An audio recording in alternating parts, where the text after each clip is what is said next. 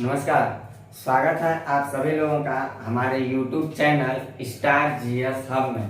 हम लोग अपने इस चैनल के माध्यम से इकोनॉमी विषय पे बातचीत कर रहे थे और उस विषय के अंतर्गत हम लोगों का जो टॉपिक चल रहा था वो चल रहा था आर्थिक नियोजन। हम लोग इकोनॉमिक प्लानिंग के बारे में बातचीत कर रहे थे और मैंने आपको बताया था कि हम लोग इस चैप्टर को 3 पार्ट में करके पढ़ेंगे तो चैप्टर को बहुत ही बेसब्री के साथ कवर कर लेंगे। तो इसमें जो मैंने पार्ट 1 था, पार्ट 1 की क्लास मैंने आपको ले चुका है, पार्ट 1 की क्लास, और इसमें हम आपको क्या क्या बताए हैं जरा उसको मैं चर्चा कर दे रहा हूँ, रिकॉल कर दे रहा हूँ, क्योंकि कोई अलग वीडियो किसी के पास जाता है तो वो नहीं समझ पाते हैं, इसलिए हर वीडियो में मैं बातों को बताना जरूरी समझता हूँ।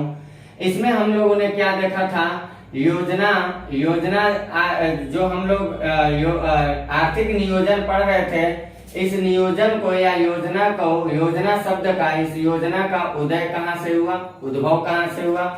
फिर हम लोगों ने इसमें पढ़ा था इसकी परिभाषा क्या है, इसके बारे में मैंने आपको बताया था।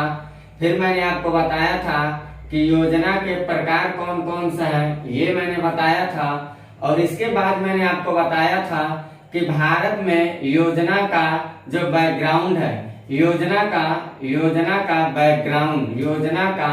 बैकग्राउंड के बारे में हमने आपको पूरी बातें डिटेल से मैंने सारी बातों आपको पार्ट 1 से रिलेटेड सारी बातों को बताया था। आज जो हम लोगों की क्लास चलेगी वो पार्ट 2 पे चलेगी। आज जो हम लोगों की क्लास चलने वाली है वो पार्ट 2 पे चलेगी और इसमें हम लोग स्पेशल इस योजना आयोग के बैकग्राउंड को जब हम लोगों ने पढ़ा था तो देखा था 1934 से भारत में लेके 1950 तक इसकी कहानी चली थी और फाइनल में 1950 में योजना आयोग का स्थापना कर दिया गया। तो जो योजना आयोग बना है वो पार्ट 2 में हम लोग आज जो पढ़ेंगे। आज जो हम लोगों की क्लास चलेगी वो योजना आयोग के बारे में चलेगी। क्या है योजना आयोग, क्या था इसका कामकाज। फिर इसके बाद हम लोग दूसरा जो पढ़ेंगे, इस योजना आयोग की बनाई गई योजनाओं की पुष्टि करने के लिए एनडीसी था, तो क्या था एनडीसी, इन दोनों को के बारे में हम लोग बातचीत करेंगे। और उसके बाद इस योजना आयोग को हटा के यहाँ पे एक नया आयोग लाया गया है, नीति आयोग। तो हम लोग नीति आयोग के बारे में देखेंगे, क्या है नीति आयोग। और उसके बाद हम लोग फाइनली देखेंगे कि योजना आयोग और नीति आयोग में अंतर। आज जो हम लोगों का क्लास चलने वाला है वो हम लोग इस पार्ट 2 पे पढ़ेंगे। आज हम लोगों की क्लास इसी पे चलेगी और पार्ट 3 इसके बाद की जो वीडियो आएगी आप लोगों के पास वो स्पेशल योजना आयोग की पंचवर्षीय योजनाओं को हम लोग पढ़ेंगे। हम लोग पंचवर्षीय योजना पढ़ेंगे और पंचवर्षीय योजना के बाद हम लोग स्पेशल एलपीजी के बारे में, लिबरलाइजेशन, प्राइवेटाइजेशन और ग्लोबलाइजेशन के बारे में पढ़ेंगे। तो जो हमारा ये टॉपिक है, इस टॉपिक को मैं 3 पार्ट में, हमने कल भी बताया था, बताऊंगा, ये वाला आपको 1 पार्ट में दे दिया। आज हम लोग पार्ट 2 पढ़ने वाले हैं। आज हम लोग इन मुद्दों पे बातचीत करेंगे और कल की जो क्लास हम लोगों की चलेगी वो हम लोग इन मुद्दों पे बातचीत करेंगे।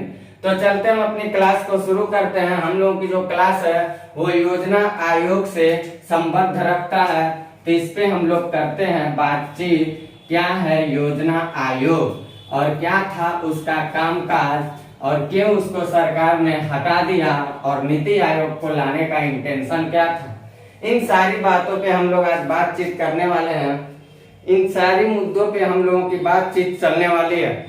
तो हम लोग चल रहे हैं देखने योजना आयोग के बारे में। हम लोगों की जो क्लास चल रही है वो है योजना आयोग। हम लोग चल रहे योजना आयोग को पढ़ने।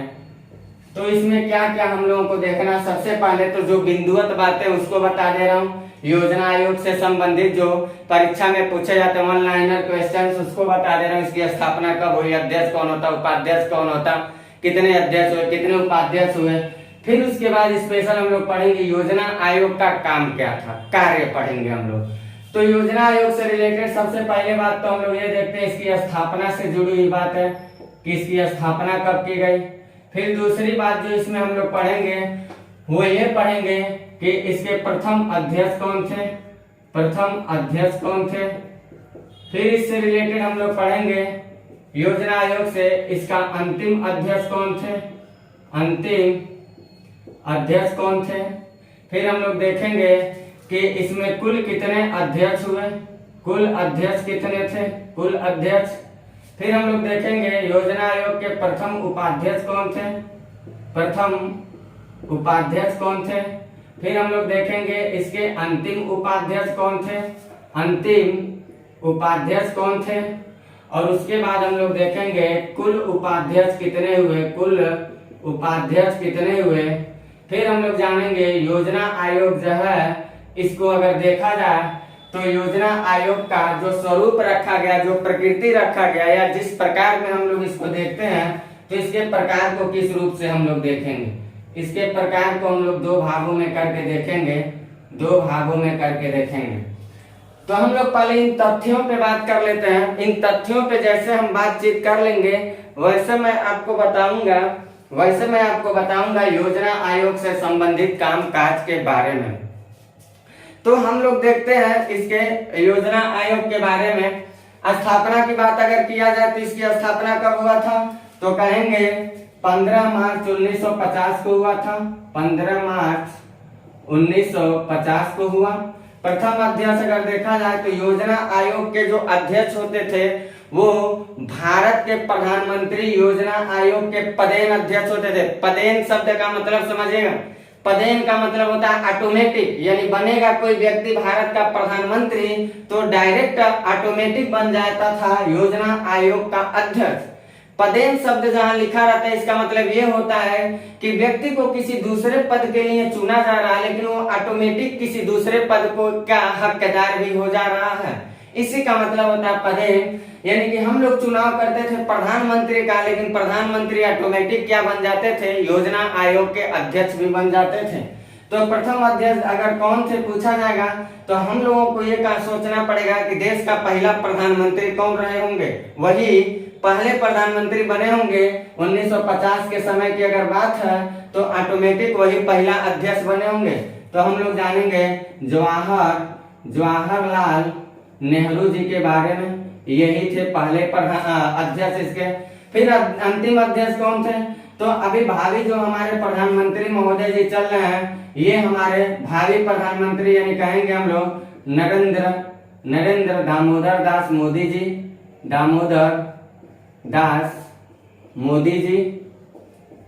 ठीक, पंडित जवाहरलाल नेहरू जी यहाँ पे थे और यहाँ मोदी जी आ जा रहे हैं, यहाँ मोदी जी आ जा रहे हैं। कुल अध्यक्ष अगर देखा जाए 1950 से लेकर के जब तक योजना आयोग का विलय नहीं किया गया 2014 तक, तब तक देखा जाए कितने अध्यक्ष कुल चुन करके इसमें आए थे। तो एक बात याद रखिएगा, टोटल कुल अध्यक्ष जो हुए थे वो अभी तक योजना आयोग के 16 अध्यक्ष हो चुके थे। उसके बाद योजना आयोग तो इस समय है ही नहीं, इसका अस्तित्व खत्म हो गया। अभी सारी बातें हम लोग देखेंगे। फिर अगर देखा जाए योजना आयोग के पहले उपाध्यक्ष कौन बने थे, तो कहेंगे हम लोग गुलजारी लाल नंदा जी जो थे, गुलजारी लाल नंदा जी, ये योजना आयोग के प्रथम उपाध्यक्ष के रूप में थे। और योजना आयोग के अंतिम उपाध्यक्ष को अगर देखा जाए तो योजना आयोग के अंतिम उपाध्यक्ष के रूप में जो थे वो मोटेक सिंह अहलूवालिया जी थे। मोटेक सिंह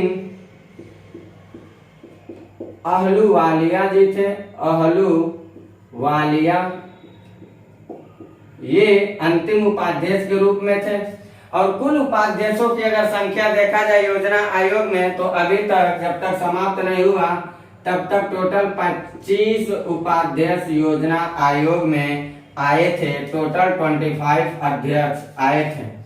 ये इतनी बातें। फिर यहाँ प्रकार से रिलेटेड है, तो प्रकार से रिलेटेड योजना आयोग के प्रकार में पहला देखा जाएगा तो ये क्या था, ये गैर सरकारी संस्था था, कह सकते हैं एक तरह से हम लोग पहले तो इसको ये लिखेंगे कि ये सलाहकारी एवं परामर्शदात्री संस्था था, परामर्शदात्री संस्था था। और दूसरी बात देखा जाएगा तो ये गैर संवैधानिक संस्थान था, गैर संवैधानिक गैर संवैधानिक का मतलब जिसका संविधान के अनुच्छेदों में उल्लेख नहीं है, कानून के द्वारा लाया गया है। गैर संवैधानिक संस्था के रूप में काम करता था। इतनी बातें तो हम लोग फिर अभी हम लोग इसको देखेंगे आगे चल करके। इसको क्या किया गया है, 1 जनवरी 2015 को नीति आयोग में कन्वर्ट कर दिया गया है। तो हम लोग स्पेशल अभी नीति आयोग पढ़ना ही है। तो नीति आयोग के रूप में कब आ रहा है, अगर नीति आयोग देखा जाए national institution for transforming India के रूप में 1 जनवरी 2015 को नीति आयोग के रूप में आ जा रहा है। अब हम लोग इस योजना आयोग से रिलेटेड कुछ और बातें देखते हैं, और वो बातें हैं कि इस योजना आयोग का काम क्या था। योजना आयोग का काम क्या था, याद रखिएगा। जो पंचवर्षीय योजना हम लोग पढ़ेंगे, उस पंचवर्षीय योजना के बारे में अगर देखा जाए तो जो योजना आयोग है, यही योजना आयोग पंचवर्षीय योजनाओं के निर्माण से संबंधित कामकाज करते थे। अभी हम लोग कामकाज में पढ़ते हैं। इतनी बातों को आप समझ पा रहे हैं कि नहीं? मैंने इतनी बातों को सिर्फ योजना आयोग के बिंदुवत बातों पे बातचीत किया। अब हम चलते हैं आपको बताने योजना आयोग का कार्य क्या था। योजना आयोग का कार्य क्या था, इस पे हम करते हैं आपसे बातचीत। योजना आयोग का कार्य क्या था, काम के बारे में हम लोग देखते हैं क्या था योजना आयोग का कामकाज। योजना आयोग के काम के बारे में अगर हम बात करते हैं तो योजना आयोग का कार्य क्या है, जरा इसको देख लेते हैं हम लोग। योजना आयोग संबंधित ये बात तो पढ़ना ही है। काम के बारे में देखते हैं तो केंद्र के लिए जो पंचवर्षीय योजनाओं का निर्माण किया जाता था, उस केंद्र के लिए पंचवर्षीय योजनाओं के निर्माण में अहम भूमिका योजना आयोग निभाता था। इसके अलावा अगर देखा जाए तो हमारे देश के लिए जो है भौतिक और मानवीय संसाधनों का मूल्यांकन करता था। भौतिक साधन क्या है, मानवीय संसाधन क्या है, उन सारी चीजों का मूल्यांकन करता था। प्राथमिकताओं का निर्धारण करके संसाधनों को क्या करता था, बंटवारा करता था, आवंटन करता था, ताकि उचित दर में समृद्धि और विकास के पराकाष्ठा को देखा जा सके या छुआ जा सके। इसके अलावा देश के आर्थिक समृद्धि, इकोनॉमिक ग्रोथ और आर्थिक विकास यानी कि इकोनॉमिक डेवलपमेंट हेतु योजना का निर्माण करता था। साथ ही साथ हम ये कह सकते हैं कि राज्यों के वार्षिक योजनाओं के संबंध में सलाह भी देता था। इसके अलावा भी लगभग राज्यों के 70% अनुदान जो होते थे वो योजना आयोग के सिफारिश पे ही दिए जाते थे। तो योजना आयोग से संबंधित आपको इतनी बातों को याद रखना है। इसके बाद हम लोग देखते हैं योजना आयोग के बाद जो हम लोगों की बातचीत चलेगी वो एनडीसी के बारे में बातचीत चलेगी, राष्ट्रीय विकास परिषद के बारे में बातचीत चलेगी, नेशनल डिपार्टमेंट काउंसिल से रिलेटेड हम लोग करते हैं बातचीत। ये योजना आयोग इस समय नहीं है क्योंकि मैंने यही लिख दिया 1 जनवरी 2015 को इसके जगह पे नीति आयोग आ गया है। तभी हम लोग एनडीसी पढ़ने के बाद नीति आयोग पढ़ेंगे, और जब नीति आयोग भी पढ़ लेंगे तब हम लोग योजना आयोग और नीति आयोग के बीच में अंतर देखेंगे क्या क्या है। इतनी बातों को लीजिए स्क्रीनशॉट और चलते हैं हम एनडीसी के बारे में आपको बताने। हम लोग देखते हैं एनडीसी के बारे में, राष्ट्रीय विकास परिषद के बारे में अगर देखा जाए, एनडीसी के बारे में, नेशनल डिपार्टमेंट काउंसिल के बारे में। तो राष्ट्रीय विकास परिषद की जो स्थापना हो रही है ये 6 अगस्त 1952 को हो रही है। इसके भी अध्यक्ष प्रधानमंत्री को बनाया जाता है। इसके जो उपाध्यक्ष होते हैं वो कैबिनेट स्तर के मंत्री होते हैं, कैबिनेट सचिव। और अगर देखा जाए तो एनडीसी भी जो है योजना आयोग की तरह ही एक गैर संवैधानिक संस्था के रूप में काम करता है। गैर संवैधानिक संस्था का मतलब ये हुआ कि जो कानूनी प्रक्रिया के द्वारा लाया है, जो संवैधानिक नहीं है, जो अनुच्छेदों में पहले से वर्णित नहीं था। उपनाम इसका जो था राष्ट्रीय विकास परिषद का, वो सुपर कैबिनेट के नाम से जाना जाता था। सुपर कैबिनेट के नाम से इसलिए जाना जाता था क्योंकि ये योजनाओं का अंतिम रूप से अनुमोदनकर्ता का काम करता था। जो योजना आयोग योजनाओं को बनाते थे उसको अंतिम रूप से अनुमोदन करने का काम एनडीसी करता था। यही कारण है इसको सुपर कैबिनेट के रूप में भी जाना जाता था। जो एनडीसी है इसका काम क्या था, जरा इसको देखते हैं हम लोग। तो राष्ट्रीय स्तर पर योजनाओं का निर्माण करना और उसका रूपरेखा तैयार करना, योजना को कैसे बनाया जाएगा उसका पूरा स्ट्रक्चर बनाता था, एक खाका बना के देता था। और समय समय पे योजनाओं का निरीक्षण भी करता रहता था कि जो योजनाओं को हमने बनाया है या जिन योजनाओं का हमने रूपरेखा तैयार किया है और योजना आयोग ने जिन योजनाओं को बनाया है क्या वो उसी उसी उसी ढंग से क्रियान्वित हो रहे हैं या नहीं हो रहे हैं, इसके बारे में निरीक्षण करने का काम करता था। राष्ट्र के विकास को प्रभावित होने वाले आर्थिक और सामाजिक नीतियों को के मुख्य विषयों पे विचार करने का काम नीति एनडीसी के पास था। तो इस बात को याद रखिएगा, इस बात को आंसर राइटिंग करिएगा तो ये काम काज रखे रहिएगा। और अगर वन लाइनर का एग्जाम देते होंगे आप तो ऐसे ऐसे मुद्दों को आप ध्यान में रखिएगा। फिर देखा जाए तो राष्ट्रीय योजनाओं में तय किए गए लक्ष्यों को पूरा करने के लिए नए उपायों का सुझाव देता था कि जो राष्ट्रीय योजनाएं हम लोग तैयार कर रहे हैं, लक्ष्य की प्राप्ति नहीं हो पा रही है तो हम अपने लक्ष्य की प्राप्ति को और किस तरीके से पूरा कर सकते हैं, ऐसे तरीकों को पूरा करने के लिए नए नए आयामों को जन्म देता था, नए नए आयाम को बनाता था ताकि राष्ट्र की सर्वांगीण विकास को आर्थिक गतिविधियों में अहम भूमिका निभाने का यह काम किया करता था। योजनाओं के लिए सूचीबद्ध प्रस्ताव पे विचार भी करने का काम एनडीसी का था। तो एनडीसी से रिलेटेड इतनी सारी बातों को आपको याद रखना है, जैसे योजना आयोग से संबंधित था। अब हम लोग देखने चल रहे हैं योजना आयोग तो हम लोगों ने देख लिया है, राष्ट्रीय विकास परिषद के भी बारे में हम लोग बातचीत कर चुके हैं।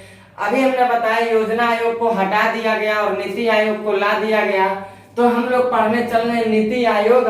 लेकिन नीति आयोग को पढ़ने से पहले ये जरा देख लेते हैं हम लोग कि योजना आयोग को हटाया क्यों गया, क्या कारण था योजना आयोग को हटाने का और नीति आयोग को लाने का उद्देश्य क्या था, क्या उद्देश्य छिपा था कि नीति आयोग को लाया गया और योजना आयोग को हटा दिया गया। उस पे हम लोग चलते हैं बातचीत करने। हम लोगों की अब बातचीत होगी नीति आयोग। लेकिन नीति आयोग पढ़ने से पहले हम लोग ये देखेंगे कि योजना आयोग को हटाने का उद्देश्य क्या था सरकार का और नीति आयोग को लाने का मेन उद्देश्य सरकार का क्या था। तो हम लोग चलते हैं उस बात पे। इस बात का आप स्क्रीनशॉट इसको ले लीजिए, इसका स्क्रीनशॉट आप ले सकते हैं। देखते हैं हम लोग योजना आयोग बनाम नीति आयोग। योजना आयोग को हटाने का कारण क्या था और नीति आयोग को लाने का उद्देश्य क्या था। अगर इस पे देखा जाए तो दो चार बिंदु ऐसे मिलते हैं सरकार के द्वारा दिए गए जो सफाई है या सरकार के द्वारा दिया गया जो रीजन है या सरकार के द्वारा बताया गया देश हित के लिए, आर्थिक हित के लिए जो कारण दिए गए हैं वो क्या है। सरकार ने योजना आयोग को समाप्त करने की घोषणा 15 अगस्त 2014 को ऐसा किया था। तिरंगा झंडा फहराते समय सरकार ने ऐलान किया था सारे देशवासियों को कि आने वाले अगले साल में मैं भारत को बदल दूंगा, ऐसा सरकार ने वायदा किया था। देशवासियों ने भी सोचा था कि सरकार कुछ अच्छा करने वाला है, सरकार बदलने वाली है, भारत को राष्ट्रीय भारत परिवर्तन संस्थान के रूप में कुछ बदलाव होने वाला है। आने वाला 1 जनवरी 2015 को सरकार ने क्या किया, बदल दिया भारत को और कहा कि मैंने योजना आयोग के जगह पे नीति आयोग को ला दिया। तो लाने का क्या कारण दिया सरकार ने, वो ये कहा योजना आयोग को समाप्त कर दिया 3 दिसंबर 2014 को और कहा कि योजना आयोग जो है वो आर्थिक रूप से बहुत ज्यादा बोझिल हो चुका है, इसलिए सिर्फ बोझिल है। जो इसका इंटेंशन है, जो इसका काम है, इसका काम था पंचवर्षीय योजनाओं को अपने लक्ष्य को पूरा कराना, लेकिन कहा सरकार ने कि ये पूरा नहीं कर पा रहा।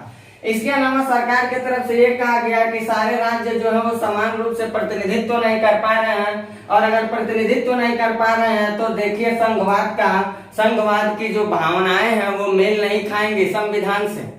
यानी कि एक भाषा में कह लीजिए आर्थिक रूप से बोझिल है, हर राज्यों को समान रूप से प्रतिनिधित्व नहीं मिलता था, योजनाओं के संचालन ठीक ढंग से हो नहीं पा रहे थे। और ये आप लोग भी जानते हैं सरकारी काम कितना सड़क के होता है। सरकारी कामकाज के लिए ट्रांसपेरेंसी, रिस्पॉन्सिबिलिटी, अकाउंटेबिलिटी जैसे तत्व तो जैसे लगता है कि दुनिया से ही दूर हो गया है, ऐसा अधिकारी बन जाता है अगर छोटा सा तो अपने आप को कलेक्टर समझने लगता है, तो क्या समझेगा जनहित की भावनाओं को, ये आप भी समझ सकते हैं। पंचवर्षीय योजना को अपने लक्ष्य को पूरा नहीं कर पा रहा है, ऐसा कुछ सरकार ने कहा कि योजना आयोग को हटाने का एक कारण ये भी है कि जो पंचवर्षीय योजना है वो अपने लक्ष्य को पूरा नहीं कर पा रही है। सरकार ने एक रीजन और दिया कि अधिक संघवाद का प्रतिनिधित्व नहीं कर पा रहा।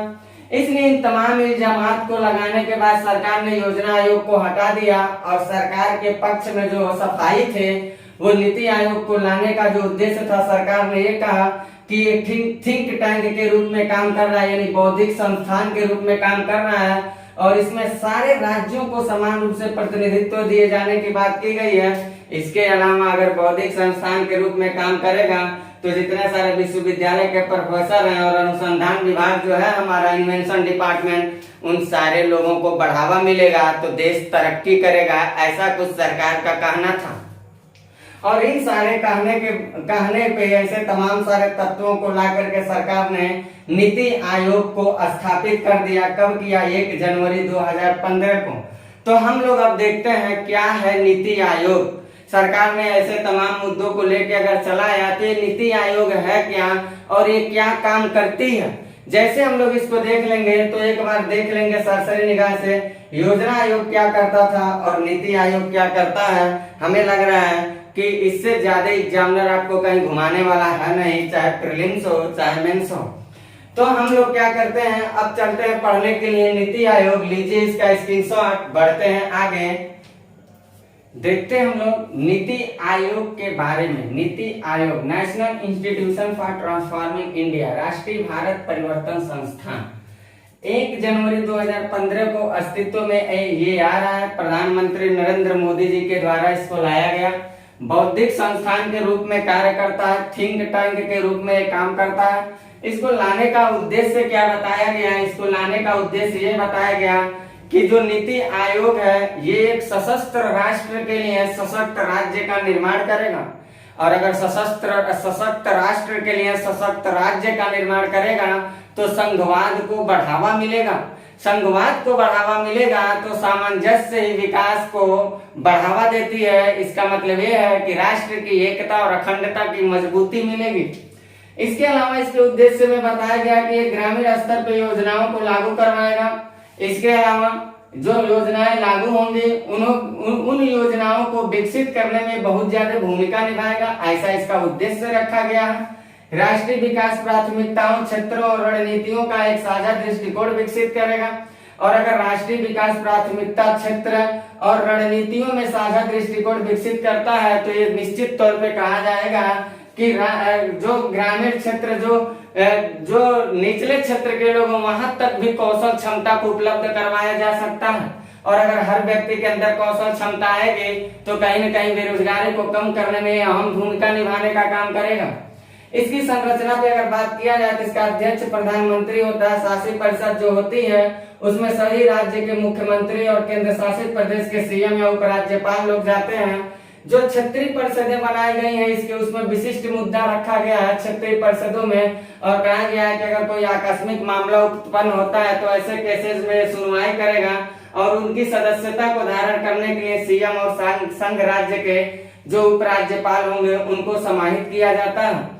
उपाध्यक्ष के रूप में अगर देखा जाएगा तो प्रधानमंत्री के द्वारा नामित नियुक्त कोई व्यक्ति को नीति आयोग का उपाध्यक्ष बनाया जाएगा। पूर्वकालिक सदस्य के रूप में प्रधानमंत्री किसी व्यक्ति को नियुक्त करता है। इसके अलावा अगर देखा जाए तो अंशकालिक सदस्य के रूप में कहा गया कि जो विश्वविद्यालय के प्रोफेसर होंगे, जो शोध संस्थान के लोग होंगे, ऐसे लोगों को अंशकालिक सदस्य के रूप में रखा जाएगा। और ये लोग, ऐसे लोगों की संख्या जो होगी वो 2 होगी, ये याद रखिएगा आप लोग। इसके अलावा पदेन सदस्य को भी 4 पदेन सदस्य को रखा गया है, और 4 पदेन सदस्यों की नियुक्ति प्रधानमंत्री के द्वारा किया जाएगा। और प्रधानमंत्री हर व्यक्ति को नहीं नियुक्त कर सकता है, ऐसे व्यक्ति को नियुक्त करेगा जो केंद्रीय मंत्रिपरिषद के होंगे, और केंद्रीय मंत्रिपरिषद के 4 व्यक्तियों को पदेन सदस्य के रूप में नियुक्त करेगा। इसके मुख्य कार्यकारिणी जो अधिकारी है, सीईओ जो है, वो पीएम के द्वारा नियुक्त किए जाएंगे। ऐसा कुछ नीति आयोग से संबंधित आपको बातों को याद रखना है। इतनी सारी बातें आपको नीति आयोग से संबंधित याद रखना है जो एग्जाम के नजरिए से अति आवश्यक है। कोई भी मैं यहाँ कहानी, कथा, कहानी, प्रवचन इधर उधर की घुमाने की बात नहीं किया है। हमने अपनी सारी मुद्दों पे बातचीत कर चुका, आपको योजना आयोग बता चुका, राष्ट्रीय विकास परिषद बता चुका, नीति आयोग बता चुका, उसका काम बता चुका, योजना आयोग को क्यों हटाया गया, नीति आयोग को क्यों लाया गया, इसके बारे में बातचीत कर चुका। अब मैं आखिरी रूप से आपसे बात करता हूं कि योजना आयोग और नीति आयोग में क्या है अंतर। 2-4 बिंदुओं पे देखते हैं अंतर। गर्मी बहुत ज्यादा है, आप देख ही रहे हैं, पसीना बहुत ज्यादा हो रहा है, मैं भी थक जाता। लेकिन हम लोग देख लेते हैं, फिर क्लास को यहीं स्थगित करेंगे। पार्ट 3 में जब हम आएंगे तो वहां पार्ट 3 में वीडियो के साथ आपसे मिलते हैं। अभी हम देख लेते हैं योजना आयोग और नीति आयोग में क्या है अंतर। लीजिए आप इसका स्क्रीनशॉट, बढ़ते हैं आगे। देखते हैं हम लोग योजना आयोग एवं नीति आयोग में अंतर क्या रखा गया। अभी हम लोगों ने जो पढ़ा है योजना आयोग नीति आयोग से संबंधित, योजना आयोग जो था ये भारत के आर्थिक नियोजन, जरा याद रखिएगा, भारत के आर्थिक नियोजन के उद्देश्य से पंचवर्षीय योजना का ये निर्माण करता था। दूसरी बात इसमें इधर अगर देखेंगे तो ये आर्थिक नियोजन के उद्देश्य से ये पंचवर्षीय योजना का निर्माण करता था, ये 15 वर्षीय विजन का निर्माण करता है और 7 वर्ष की रणनीति तैयार करता है और 3 वर्ष का एक्शन प्लान एजेंडा तैयार करता है नीति आयोग। योजना आयोग की अगर दूसरी बात देखा जाए तो ये योजनाओं के निर्माण में केंद्र सरकार की यहाँ महत्वपूर्ण भूमिका होती थी। केंद्र सरकार योजनाओं को बनवा के एक तरह से माना जाता है कि राज्यों को थोपा जाता था, लेकिन यहाँ केंद्र और राज्य सरकार की सहभागिता को दर्शाता है। दोनों सरकारों को शासित परिषद में दोनों सरकारों की बैठक चल रही है। यहाँ पे क्या है, राज्य और संघ राज्य की योजना के लिए पूंजी आवंटन करना इसकी प्रकृति केंद्रीयकृत थी। इसका मतलब यह है, यहाँ देखिएगा, यहाँ दूसरी बात है, राज्य संघ राज्य की योजना के लिए पूंजी का आवंटन करना, राज्य सरकार हो, केंद्र संघ राज्य मतलब केंद्र शासित प्रदेश हो, उनकी अगर योजना बनाना उनको तो ये पूंजी को दिलवाता था। सरकार ये पूंजी दिलवाने का काम करता था। लगभग 70% जो पूंजी जाती थी लगभग वो योजना आयोग के सिफारिश पे ही जाती थी। और यहाँ क्या कहा गया है, यहाँ दिया गया, देख लीजिएगा, सहकारी संघवाद को यहाँ बढ़ावा दिया गया है, यानी कि केंद्र और राज्य दोनों मिल के काम करेंगे, कोई बड़ा कोई छोटा नहीं रहेगा, किसी को कोई चीज देने या लेने की जरूरत नहीं, ऐसा कुछ बात किया गया।